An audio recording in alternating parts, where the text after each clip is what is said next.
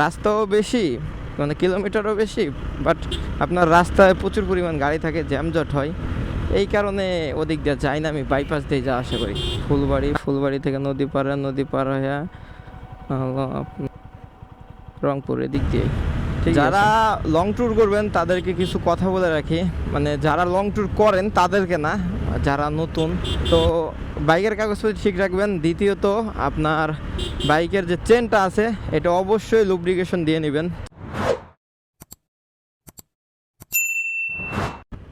উপরে একটা সাইনবোর্ড দেখা যাচ্ছে, নাগেশ্বরী নাগেশ্বরী নাগেশ্বরী বাজার। আসলে এখানে বাজার নাই, লেখা নাই আর কি, কিন্তু এটা একটা নাগেশ্বরী বাজার। এখান থেকে ম্যাপে দেখা যাচ্ছে, হ্যাঁ ম্যাপটা ওপেন করে নিলাম। আমি আসার সময় দিয়ে দিয়েছিলাম আপনার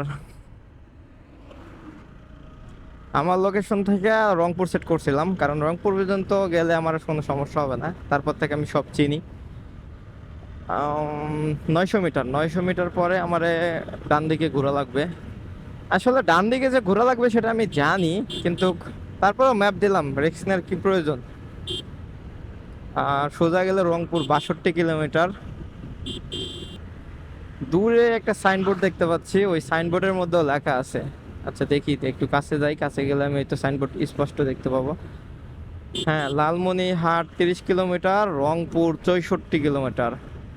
ভাই কি মাল নিছে, ওরে আল্লাহ, এটা মোটর সাইকেল না মাল গাড়ি। এই যে লালমনিরহাট 30 কিলোমিটার, রংপুর 64 কিলোমিটার। আমি যাবো কোন দিক দিয়া?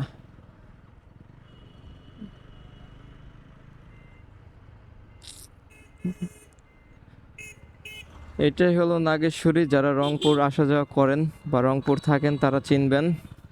ও, ভালো করে আরো বুঝায় বলতাছি, তাজু ভাইয়ের তো চিনেন সবাই। তাজু ভাইয়ের বাড়ি এই আশেপাশে কোথাও, নাগেশ্বরীর আশেপাশেই। আসলে দেখাই করার ইচ্ছা থাকলে অবশ্য করতাম, কিন্তু বাট দেখা গেল গেলাম বাসায় নাই, বা সময় দিল না, অপমান করলো, এটা কেমন জানি লাগে না? কারণ একজন সেলিব্রিটি মানুষ, সেলিব্রিটি হয়ে গেছে, এই কারণে আর তাজুবের বাসার দিকে যাওয়ার কোনো আগ্রহ করি নাই। বাট ঘুরছি প্রচুর পরিমাণের, যেটা আইসি তো ঘোরার জন্য, কিন্তু ভিডিও করার কোনো ইচ্ছা ছিল না। ভিডিও করলে ঘোরার মন মানসিকতা থাকে না, এই কারণে তেমন ভিডিও করা হয় নাই। যে আগে ঘুরি, আর ভিডিও করবো কেমনে? মোটর সাইকেল হয়েছিল 2-3 জন, হেলমেট পরে যদি ভিডিও করি আমার আরো সামনে বসতে হইব। এই যে এমনি সামনে বসতে হইব, তাই এমনি যদি সামনে বসি তাহলে মিটার টিটার কিছুই দেখা যাবো না, খালি সামনে দেখা যাবে। এই কারণে আরো ভিডিও করা হয় নাই। এই রাস্তা সোজা দিয়ে একবারে রংপুর উঠবো। এই রাস্তা সিঙ্গেল রাস্তায়, আপনার রাস্তা যখন গাড়ি ঘোড়া চলে তখন ভালোই চলে, আবার যখন ফাঁকা থাকে তখন একবারে ফাঁকা থাকে। আর একভাবে যাওয়া যায়, আমি যদি সোজা যাইতাম তাহলে কুড়িগ্রাম হয়ে ডাইরেক্ট রংপুর যেতে পারতাম, কিন্তু সেদিক দিয়ে হলো রাস্তাও বেশি, মানে কিলোমিটারও বেশি, বাট আপনার রাস্তায় প্রচুর পরিমাণ গাড়ি থাকে, জ্যামজট হয়। এই কারণে ওদিক দিয়ে যাই না, আমি বাইপাস দিয়ে যাওয়া আসা করি। আর দেখা যাক এই রাস্তার কতদিন ভালো থাকে। আমি তো 3 বছর 4 বছর ধরে দেখতেছি রাস্তা মোটামুটি ভালোই আছে, ভাঙ্গাচোরা কম। রাস্তার মধ্যে গাড়ি দাঁড় করা ভালো ফেলতেছে, মানে এখানটা যদি কোনো ডাবল গাড়ি আসে তাহলে অ্যাক্সিডেন্টের সম্ভাবনা বেশি। আর গ্রাম তো এগুলো হয়েই থাকে। আমার গ্রামে আমি বেশি দিন ছিলাম না, এই কারণে গ্রামের কোনো কিছু ভিডিও সেভাবে করা হয় নাই। আর এখানেও তো যে কদিনই ছিলাম, এখানেও সেভাবে ভিডিও করা হয় নাই। একবার চাইছিলাম করব ভিডিও, পরে আবার চিন্তা করলাম এই 2-3 জন গাড়িতে বসায় নিয়ে ভিডিও সেরকম ভালো হবে না, এই কারণে আর করা হয় নাই। আর আমার এই ঈদের সময় বাড়ি আসলে অনেক পরিমাণ জার্নি করা হয়, প্রায় এই 1 সপ্তাহের ভিতরে বাইক চালানো হয় 1000-1200 কিলোমিটার।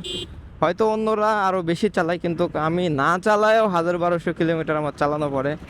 কারণ ঢাকা থেকে আমাদের বাড়ি রাজশাহী 250 কিলোমিটার, ওইখান থেকে রংপুর 270-এর মতো, তো এইখানে তো 500-600 হয়ে গেল। আপনার এরপরে আবার এইখান থেকে ঢাকা হলো 360 কিলোমিটার, আমি যেখানে থাকি।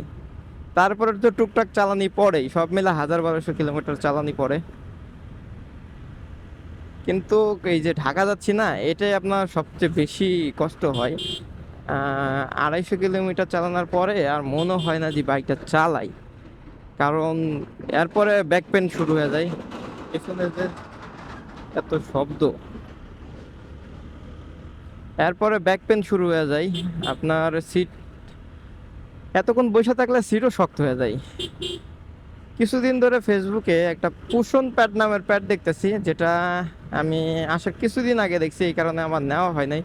আর পরবর্তীতে ওই কুশন প্যাডটা নিয়ে ট্রাই করে দেখবো ওটা কি আরামদায়ক না অন্য কিছু। অবশ্য ওটা কিনলে আপনাদেরকে জানাবো যে আসলে ওটা কি সত্যিই কাজ করে কিনা। এরপরও নিচে আপনার সিটের উপরে কিছু কাপড় দিলেও ভালো লাগে। দেখা যাক কত দূর পর্যন্ত যাইতে পারি। এর আগে কখনো কাপড় দিই নাই, আজকে সিটের নিচে একটু কাপড় দিছি। দেখা যাক কি অবস্থা। যারা লং ট্যুর করবেন তাদেরকে কিছু কথা বলে রাখি, মানে যারা লং ট্যুর করেন তাদেরকে না, যারা নতুন, যারা ভিডিও দেখতেছেন বা লং ট্যুর করবেন তাদেরকে বলতেছি। যারা বাইক দিয়ে লং ট্যুর করবেন, অনেক দূর যাবেন, তারা অবশ্যই বাইকের কিছু জিনিস খেয়াল করবেন, খেয়াল করে বাইক নিয়ে বেরোবেন। আর নিজের সেফটি তো আছেই, এগুলো তো সাথে নেবেন। প্রথমেই বলি বাইকের কাগজপাতি ঠিক থাকতে হবে, ঠিক কাগজপাতি ঠিক রেখে এরপরে বাইক নিয়ে বেরোবেন। না হলে যেখানে সেখানে ধরলে ঠাস করে মামলা দিয়ে দিবে, পরে ওইখান থেকে কোনো কাগজ রাইখে দিব, আপনার প্যারা হয়ে যাবে ওই কাগজটা উঠাইতে। যদি সাথে সাথে আপনার কেসটা ভাঙ্গান তাহলে তো কাগজ পেয়ে যাবেন, আর যদি সাথে সাথে না ভাঙ্গান তাহলে তো কাগজ ওইখানে আপনার রাইখা দিতে হবে। রাইখা দিয়ে পরে প্যারা নিয়ে ওই কাগজটা আপনার উঠাইতে হবে, অনেক ঝামেলা হবে। কারণ আপনি যে জায়গা চিনেন না জানেন না ওই জায়গায় কাগজ রাইখা এলে তো ঝামেলা তো হবেই। তো বাইকের কাগজপত্র ঠিক রাখবেন। দ্বিতীয়ত আপনার বাইকের যে চেনটা আছে এটা অবশ্যই লুব্রিকেশন দিয়ে নেবেন, চেনটা লুপ করে নেবেন। চেনটা লুপ না করলে কি হবে, চেন লং রাইড করলে চেনটা অনেক গরম হবে, গরমে চেনটা শুকিয়ে যাবে।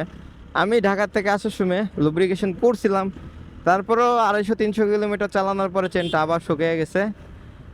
আপনার এমন পরিমাণ চেনটা বাড়ি খাইতেছিল, কটর কটর শব্দ হচ্ছিল প্রচুর পরিমাণ। তা আমি মনে করছি চেন লুজ।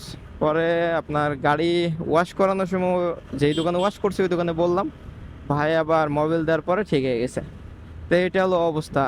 আপনি এটারও একটা ভিডিও আছে আমার বাইকে যে চেনের সমস্যা হয়েছিল।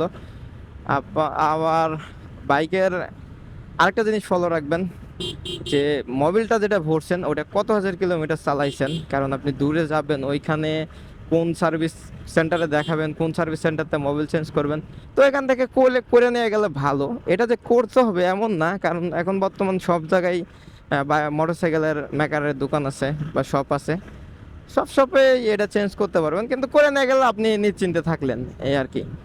আর ব্রেক, দুই ব্রেক, প্রায় পায়ের ব্রেক আর হাতের ব্রেক, এই দুটোই ফলো রাখবেন যে এই দুটো ঠিক আছে কিনা।